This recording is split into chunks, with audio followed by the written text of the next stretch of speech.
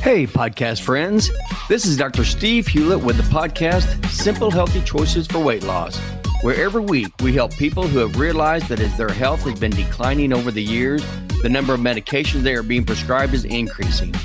We want to help you reverse this health path so you can live the vibrant, pain-free, and hopefully medication-free life you deserve to live.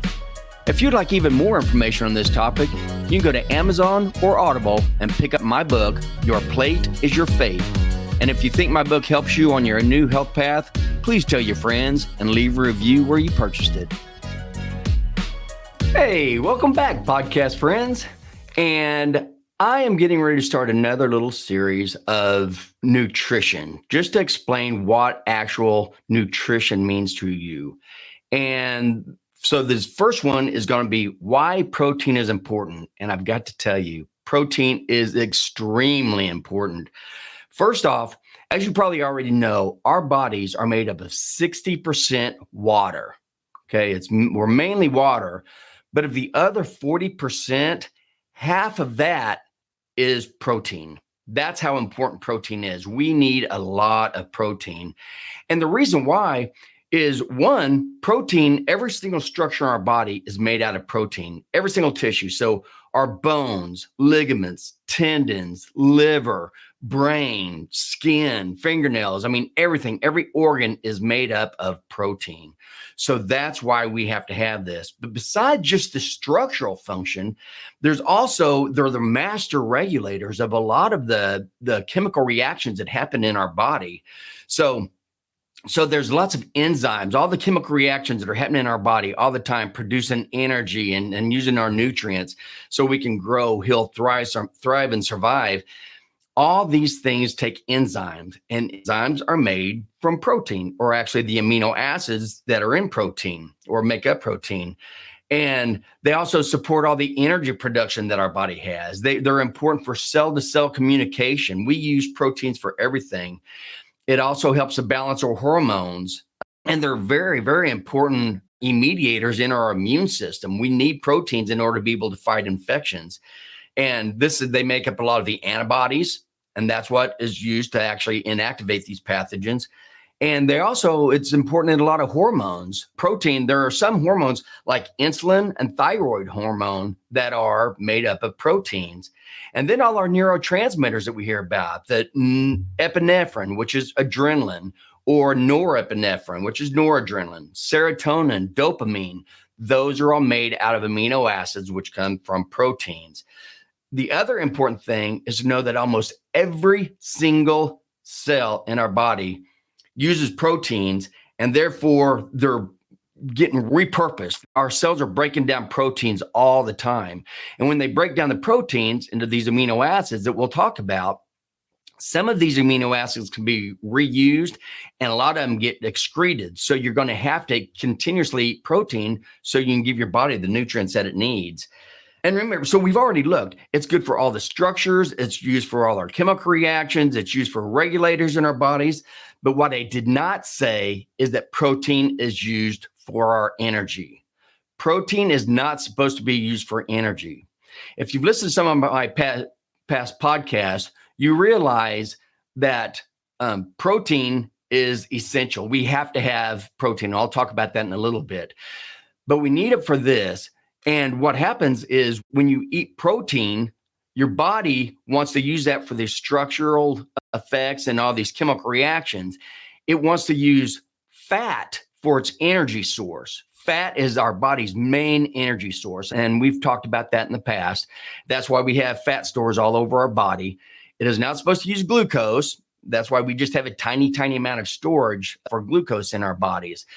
But that's supposed to be our energy form. If we do not have enough fat, if we don't eat enough fat, like if you're malnourished, your body will start taking the protein away from your muscles and your bones in order to keep all your vital organs alive. So when you're actually starving, not when you're hungry, but when you are starving, when there's no nutrition around, your body is going to prioritize all the protein that you have. It's going to prioritize it to keep the organs alive. Therefore, your muscles will start wasting and your bones will start wasting if you don't eat enough. So how much is enough? Okay, when you look at the recommended daily allowance or the RDA, these are way underestimating your protein needs, because with the RDA, all they're saying is this is the very minimum amount of protein that you need to stay alive. That's all that is. So when you're talking about all the structural and functions that we use proteins for, the amount that we should have should be almost double what the recommended daily allowance is. So with the current nutrition science that's out there, the current nutrition science says that we should have anywhere from 0.8 to 1.2 grams of protein per pound of your ideal body weight. That's not your actual body weight. So if you weigh 250 pounds, but you know you're supposed to weigh 180, then 180 would be your ideal body weight. And then you would take, so if it's 180, that means you need 180 grams of protein per day.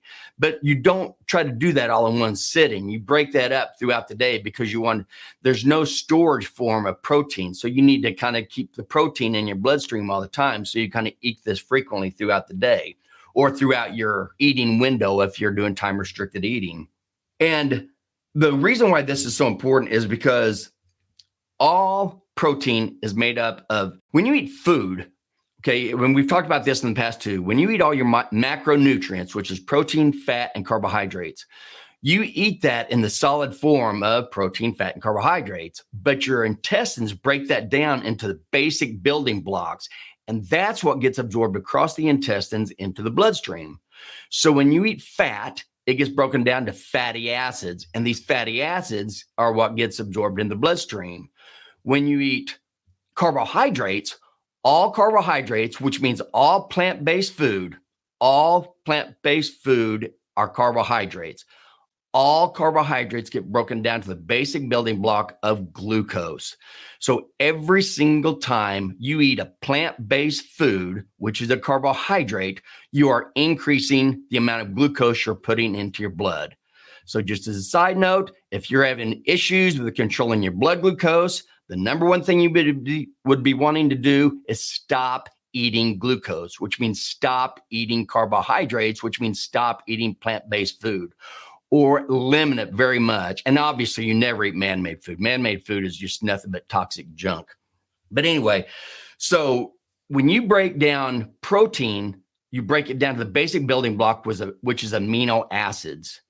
Now, so think of these like little Legos, and amino acids of all the proteins all over in all the plants and all the animals, of all the proteins, there are only 20 amino acids. There's only 20 of them. But these little 20 amino acids, like building blocks, can be put together to make all kinds of proteins. Our body uses over 20,000 different proteins for all of its structure and all of its function. And some of these proteins can be up to 27,000 amino acids long. So we need lots and lots of protein. So, and again, our bodies don't store the protein except for in the muscles and bones, which it's used there for structure. So we don't make our own. We need to be eating our protein, and the best quality of protein. We'll talk about that also. So of these amino acids, okay, there are 9 essential amino acids. And this is very, very important because an essential amino acids means your body does not make these. Your body, you can only get these from eating protein, from eating the amino acids. Your body doesn't make them. And there's only 9 of those. And of those 9, 3 of those are called branch chain amino acids. And branch chain amino acids, all this means is the liver does not have the enzymes to break these down. So your branch chain amino acids, which are valine, leucine, and isoleucine. Those are the 3 branch chain amino acids. All 3 of these are also of the 9 essential amino acids. And so the only way you're going to get these is by eating the source of where they are. These are actually metabolized in the muscles. They're not metabolized in the liver. And this is very important because a lot of things are made out of these branch chain amino acids. And so the best way to get that is to eat meat, because meat is muscle or muscle is meat. And that's where you're going to get these branch chain amino acids. Or you can get protein shakes that have these in them also. But That's the big thing is the liver doesn't do this. And the best way to get these branched chain amino acids is to eat a very nutrient dense meal. So that means it doesn't take that much food for you to be able to get a lot of nutrients, all your proteins that you need, all the fat that you need, all the vitamins, all the minerals. You can get all that in a very small amount, a nutrient dense meal like fat. Plant foods, carbohydrates are not nutrient dense. They are nutrient scarce. And if you're talking about man-made food, all the things in box, bottle, bag, and can, that's nutrient void. There's no nutrients in that stuff whatsoever, which is why your body continues to stay hungry when you eat that stuff. And we'll talk about that in just a little bit also. But it's very important that you eat a nutrient-dense meal. And like I said, when you eat meat, you can get all these branched chain amino acids that you need. But if you're going to eat plants, you're going to have to eat like 35 to 45% more plant protein just to get the same amount of amino acids that you get out of eating meat. And when you do this, if you're trying to do this with plants, all you're doing is you're eating a lot more food than you need to get those amino acids, which means you're eating more plants, which means you're eating more carbohydrates, which means you're eating more glucose. So you can try to get it from plants, but you're way increasing your glucose and you're really not getting all the other nutrients and the fat. You're not getting all the fat that's extremely healthy that you're going to get by eating meat. So anyway, so we've talked about there are 20 total amino acids. 9 of these are essential amino acids, which means your body doesn't make them. You have to get them from the food you eat. Of those 9, 3 of those are branched chain amino acids. Again, that's valine, leucine, and isoleucine.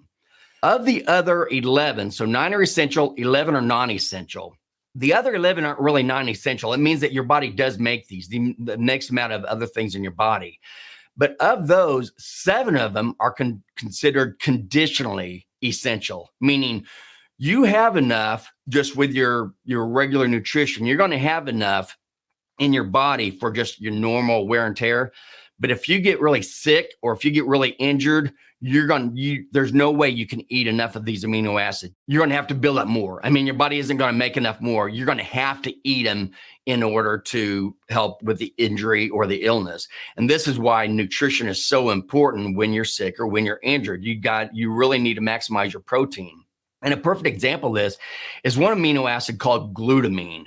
Glutamine is extremely important. Glutamine is important for the function of your GI tract, your intestines, your kidneys, your liver, your heart, all your organs, your neurons, all the nerves and everything.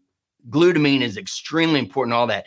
It also helps with any cells that are rapidly dividing, like your lymphocytes, which is one of your antibodies that's going to help take care of pathogens, or your enterocytes. And those are the cells that are in your intestines because you're breaking these intestinal cells down all the time, constantly. You're doing it right now, and you're replenishing these cells. And you have to have glutamine in order to do that. So glutamine is a perfect example of something that you've got enough to get you along for a little bit, but if you get sick, you get injured, all of a sudden you're going to have to really increase the amount that you take in.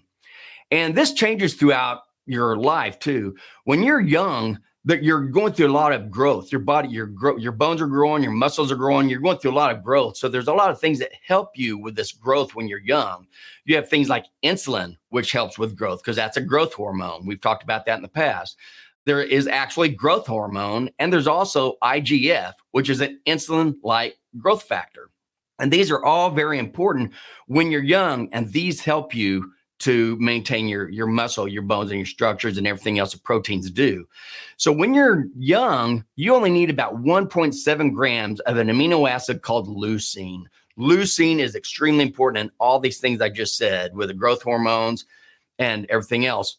So you only need about 1.7 grams of leucine. However, as you get older, when you get up over 60, over 70, what starts happening is your body becomes not as sensitive to all those things like insulin, growth factor, and the insulin-like growth factor, so the IGF. So it all comes down to when you get older, your muscle repair and your bone growth, this is all going to be from just leucine. So you actually need more.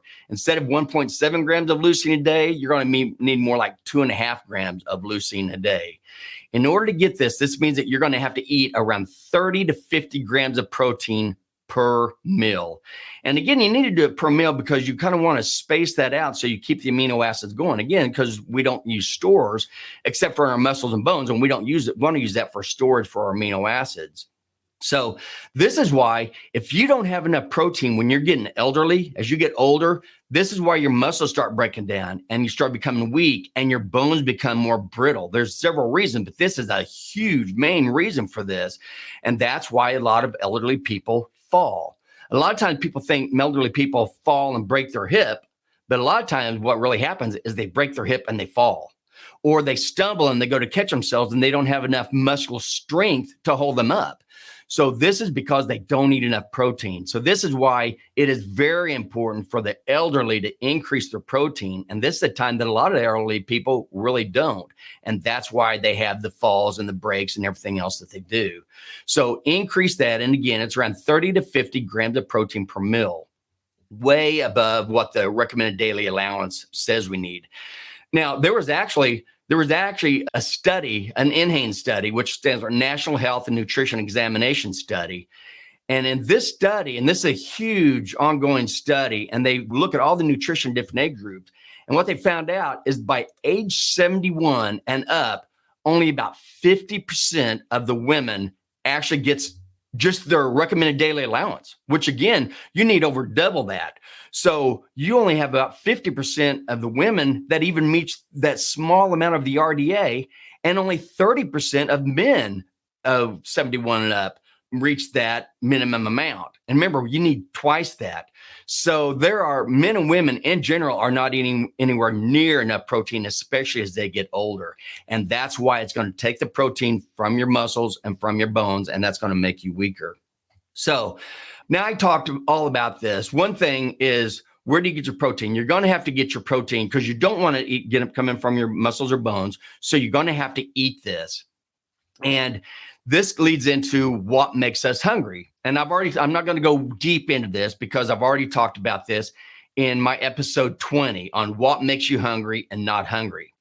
But I'm just going to skim the surface. When you get hungry, when your stomach is growling, it is producing ghrelin. So when your stomach's growling, it's producing ghrelin. Ghrelin is a hormone that causes you to be hungry. And there's different things that stimulate protein to stimulate your hunger. And one of these is not getting anywhere near the nutrients that it needs. If it's not getting the amino acids that it needs, or the fatty acids, or the vitamins, or the minerals, or the cholesterol that your body needs, it's going to make you very hungry and make you want to eat more. And just real quick on cholesterol, and again, I've talked about this, but cholesterol, the nutrition science has proven over and over again that fat and cholesterol are extremely important, extremely vital to your health. You have to use this. Every single cell in your body makes cholesterol. That's how important this is. And of all the cholesterol that's made throughout your body, 20 to 25% of this, your total body cholesterol, is used by the brain. That's how important the brain thinks cholesterol is also.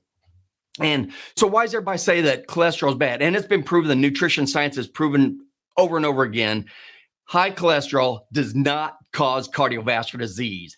That has been proven over and over again. So if that's true, why is everybody still saying that fat and cholesterol is bad? That fat makes you fat and cholesterol causes cardiovascular disease. The reason why is because, do you realize that in 2022, by 2022, the statin drug market made over $172 billion. $172 billion because they found a drug that can lower your blood cholesterol. They don't tell you that that's actually because your body's dying and you need that cholesterol. And they don't tell you that these drugs are extremely toxic to your body. So there's no reason to lower your cholesterol because cholesterol is extremely vital. All your cells try to make it unless you have a statin where it prevents your bodies from making it.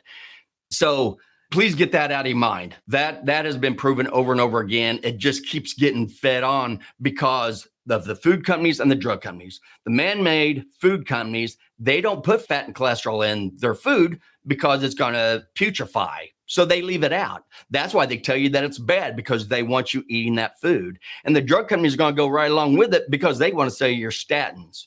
So anyway, That's all I'm going to be saying about that for right now. But anyway, so when you eat, okay, so your body produces ghrelins. It's saying, I need nutrients. I need nutrients. And so, and then water's the other nutrient. But the first thing that happens is it goes into your stomach and your stomach gets stretched out. It's stretched out, and that makes it where you're not hungry anymore. The best thing to keep in your stomach for a long time, the hardest things to break down in your stomach is protein and fat. So when you eat protein and you eat fat, okay, when you eat those things, they stay in your stomach a long time and they keep you feeling full for a long time. When you eat carbohydrates, they don't keep you feeling very full at all. They break down very quickly into glucose, get absorbed in your bloodstream very quickly, make your insulin levels go up very quickly, and then gets turned into fat and stored. That's what happens with carbohydrates. And most of the carbohydrate stuff you eat has no nutrients, so it keeps you hungry the whole time. You're constantly hungry because you're not giving your body any nutrients that it needs. Because just like I said, there's 9 essential amino acids, meaning you have to eat it. You can't get it from the outside. If you're talking about fat, there's 2 essential fatty acids, omega-6 and omega-3. Your body does not make these. You have to get them from the outside. No such thing as an essential carb. You could go your entire life and eat nothing but meat and be perfectly healthy. And I know many people who do this. So anyway, and back, I forgot to tell you also, if you want to hear more about the statins and cholesterol and all that, I did a whole podcast number 68 called What Are the Most Common Adverse Effects with Statins? So if you want to hear more about that, it's episode 68. And just to let you know, there are a ton of adverse effects with statins. But anyway, okay, so back to our eating. So we eat the protein, our stomach stretches out and makes it where we're not full. Then when it contracts, it starts breaking down the protein, goes into your intestines. Once it gets into the intestines, there's 2 different hormones that are released in the intestines. One is called cholecystokinin and one is called peptide YY. And these are very important because both of these are stimulated by the presence of amino acids or protein in your intestines and the amount of fatty acids or fat that's in your intestines. Both of these things stimulate cholecystokinin and peptide YY. And all you need to know about that is that those are hormones that go up to the medial hypothalamus in the brain and tell your brain, I'm not hungry. Stop eating. So what I'm saying, and carbohydrates don't have anything like that. Carbohydrates, glucose gets absorbed immediately. So what I'm saying is what you really want to do is you want to eat foods that are satiating, foods that keep you feeling full if you're trying to do some kind of a weight loss. So when you eat protein and fat, you get the stimulation from your stretch receptors, which keeps you feeling full. Then you get stimulation of peptide YY and cholecystokinin all throughout the intestinal tract, which also keeps you feeling full. And you're getting all the nutrients that your body needs if you're having a good meat source, because you're getting all the fat, all the cholesterol, all the vitamins, all the minerals, and all the amino acids that you need. So when you eat this, your body has the nutrients, so it's not asking you to be hungry anymore. It's not trying to get you to eat anymore. Again, exact opposite with carbohydrates. Carbohydrates, you eat those, they're going to get in your stomach, they're going to get wiped out and turn into glucose very quickly, and you're going to be hungry again. So this is the important thing, because I want you to realize this, because this is where people are getting really messed up with these new drugs that are coming out. Because again, not just are the drug companies making a ton of money off of statins, which are toxic and they have no useful purpose whatsoever, but they also are now starting to make a ton of money off these new GLP-1 agonists like Ozempic, Wegovy, Rybelsus, Trulicity, Byetta, Bydureon. I mean, it just keeps on going. There's a ton of these GLP-1 agonists, and I guarantee there's going to be more because the drug companies are making a fortune off these things. However, all they're doing is they're saying this will keep you from being hungry. That's saying that if you're going to continue to eat glucose or carbohydrates or plant-based food that gives you no nutrients, you need to keep that in the stomach as long as possible so your glucose levels don't go as high. So you take something like this. However, remember, if you're eating fat and protein, that does the same thing. Only you're not getting all the multiple adverse effects that you get with all these GLP-1 agonists like semaglutide and all these. The other thing is these drugs also stimulate your pancreas to produce more insulin. And remember, diabetes is caused by too high insulin for too long. So these drugs actually can make type 2 diabetes worse because it stimulates insulin when these patients with type 2 diabetes already have too much insulin in their body to begin with. So there's nothing good about the Ozempic or any of these GLP-1 agonists. If you need that at first while you're switching your nutrition over from having basically a carbohydrate-based nutrition over to a healthy animal fat type nutrition, then that's okay to use it for just a little bit. But please remember to only use it for a short period of time because these will make you way more sick along with all the adverse effects. So you just need to give your body the nutrients that it needs. And again, I talked about all this in episode 14 on what's up with this new weight loss medication we keep hearing about. So episode 14, we'll go more into that. The other thing that you hear a lot is how much you need fiber. And I've already given a podcast on this too. The only reason people need fiber is to be able to stay in your intestines for a long period of time so you can help with the bacteria that are in your gut that help with your bowel movements and help break down your food into the proper nutrients that it needs and the vitamins and minerals that it needs. If you're eating man-made food for your main source of food, which most people do now, you don't get any fiber. They take fiber out of that stuff because fiber that gets very mushy when it gets cold or it can't be frozen, so it can't be transported around from one place to another. So they take the fiber out. So they tell you, oh, fiber is so important. You have to have fiber. Fiber is just glucose. Fiber is just the same thing. Fiber is made out of plants. Fiber is very, very condensed glucose. And so if that's all you're eating then you might as well get something that's really condensed and hard to break down so it stays in your gut. However, if you're not eating all that horrible stuff and you're eating protein and fat does, just like I said, it stays in your intestines for long periods of time. I mean, people can go days without eating if they have a good protein and fat meal that stays in their intestines for long periods of time. So when you're eating a good, healthy animal protein, good, healthy animal fat, and that's what most of your nutrition is made out of, you do not need fiber. That's another old wives' tale. Now, one thing when you do start eating protein, though, you will find, especially if your body is used to you eating carbohydrates like most people are, when you start eating healthy stuff and get away from that toxic stuff, when you start eating healthy, your intestines are going through a change because now you're starting to get rid of the old bad bacteria that lived off sugar and glucose, and you're making the good, healthy bacteria that lives off amino acids and off of fats. And so as your intestines are going through this intestinal change, when you first start eating protein, you may see that you may have a little bit more diarrhea or you may have a little bit more gas. And that's common, and that only lasts for maybe about 1 or 2 weeks until your body starts getting used to that form of protein that you're using. So just be aware that could happen, but that's fine. That's natural, and keep going and your body will regulate to this. So what kinds of foods are we talking about for protein intake? There are a ton. Obviously there's the meat, there's beef, there's chicken, there's pork, there's fish. If you are very, very lean, then you really kind of want to weigh heavy on the red meat, the beef, because you're also getting a lot of marbleized, the really, really good, healthy fat with your omega-3s, all of it. And it has nothing to do with saturated or unsaturated. That's another gimmick that they're trying to sell everybody. But if you're obese and you're trying to lose weight, then you might want to kind of go a little bit more heavy on the leaner meats like chicken or pork. And then obviously fish is always good there, and fish oil is great for the omega-3s. But besides the meat, then there's also things like eggs and Greek yogurt. Eggs is like a superfood. Eggs are wonderful. And just like breast milk, it gives you all the nutrients that you need. So you have the meat, you have the egg, you have yogurt. There's different protein shakes. Just be careful when you have the protein shakes. You want to avoid anything with soy. Soy, you want to avoid it. So stay away from soy shakes. You want to go towards the whey shakes. And there's also some that are just made with pure animal protein.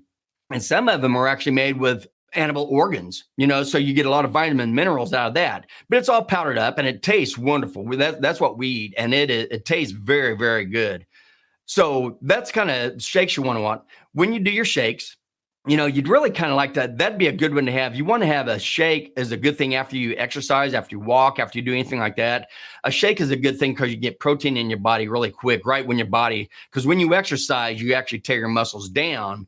And then you put the protein, the amino acids in your blood, and then that helps build your muscles back up again. Because like I said, remember, muscles and bones are almost all made out of protein. And then also with your protein shakes, be careful of the sweeteners because they love to put sugar in everything because they know people are addicted and then keep buying their foods.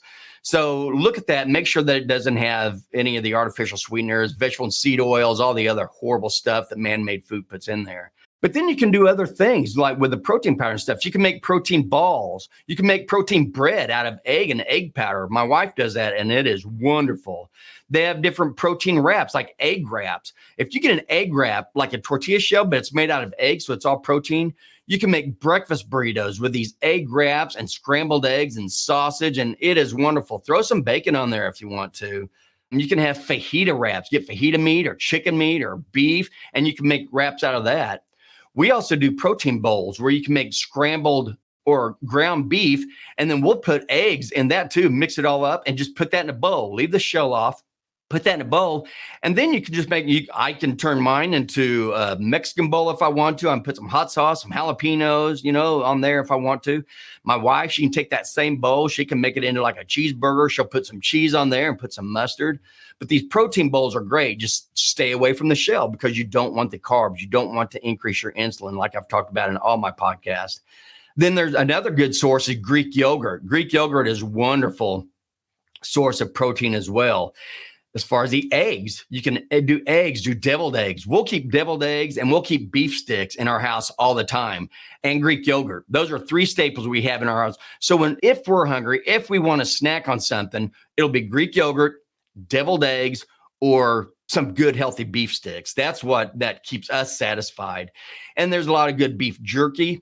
We even do things, find a meal that you like, and whatever carb there is, get rid of the carb and figure out how you can do a protein. An example of this is like lasagna. My wife found a recipe for lasagna where you have the meat, you have the sauce, you have the cheese, but instead of a layer of noodles, which is just condensed glucose, is all that is, get rid of the glucose, get rid of those noodles, and put a thin layer of shaved deli meat. We'll just go to the deli, have meat shaved, and we'll put a layer of that.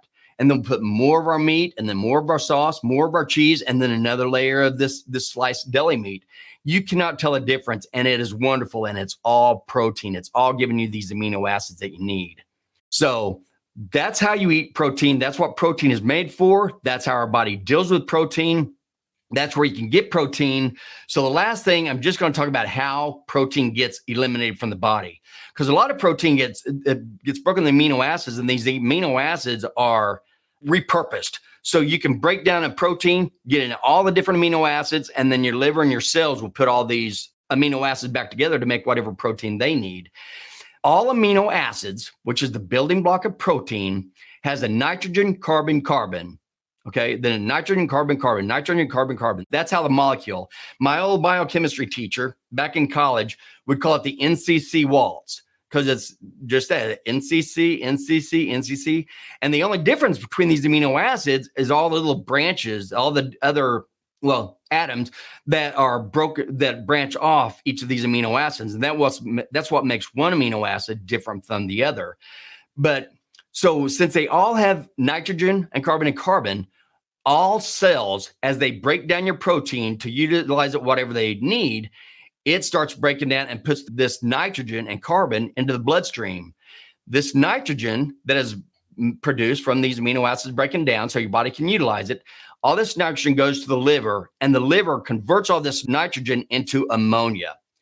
That ammonia gets turned to urea, and urea is what gets excreted out through your kidneys as your urine, which is why we have the name urine.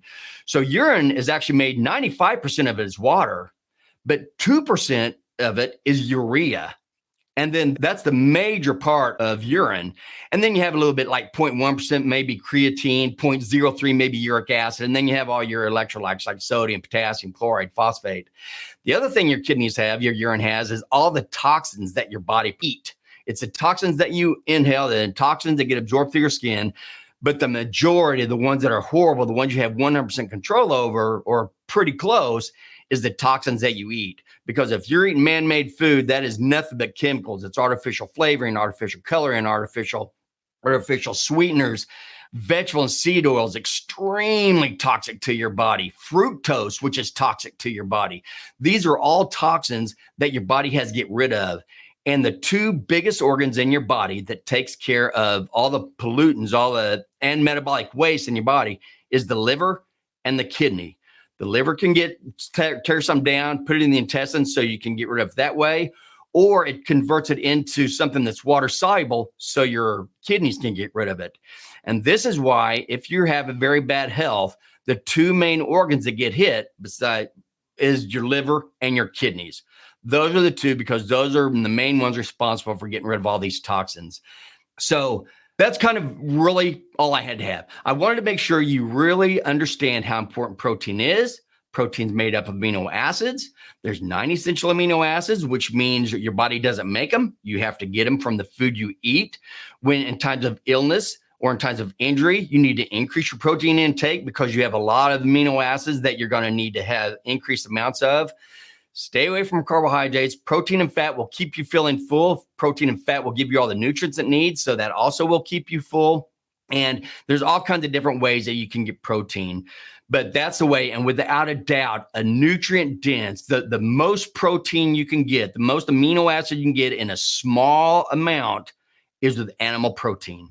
That's what you need. And that also gives you all your vitamins, your minerals, even your fat soluble vitamins like A, D, E, and K. You're going to get that in a good fatty animal meat. You're not going to get any of this stuff with plant-based foods. So I know I've gone a little bit long, but I really want you to realize how important nutrition is. So when you hear all these crazy diets that are out there, if they aren't telling you to maximize your protein, maximize your meat intake, then that's going to be a diet that you're going to want to stay away from. So anyway, that's all I got for today. I'm sorry I went long, but I really do think this is important. And so as always, please, thank you so much for listening. Have a fantastic week. And always remember, make simple, healthy choices to live a quality life. If you enjoyed this podcast, please hit the subscribe button below and be sure to tell someone else who may want to change their health path as well. And don't forget, you can also purchase my book, Your Plate is Your Fate, on Amazon or Audible. And if you do, please leave a review.